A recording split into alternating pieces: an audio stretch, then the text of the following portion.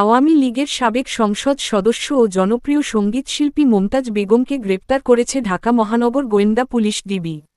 সোমবার রাত 11:30টার দিকে রাজধানীর ধানমন্ডির স্টার কাবাবের পেছনের একটি বাসা থেকে তাকে গ্রেপ্তার করা হয়। ডিবির যুগ্ম কমিশনার মোহাম্মদ নাসিরুল ইসলাম জানিয়েছেন, মমতাজ বেগমের বিরুদ্ধে খুনের মামলাসহ একাধিক মামলা রয়েছে।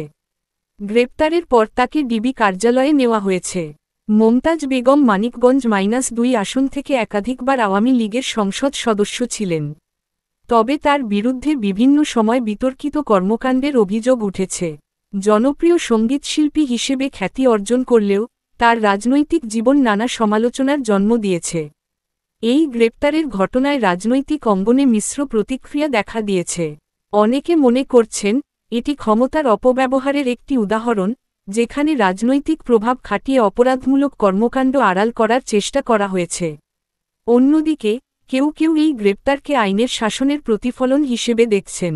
মমতাজ বেগমের বিরুদ্ধে থাকা মামলাগুলোর বিস্তারিত তথ্য জানতে তদন্ত চলছে। ডিবি সূত্র জানিয়েছে, তার বিরুদ্ধে অভিযোগের যথাযথ তদন্ত করে আইনানুগ ব্যবস্থা নেওয়া হবে।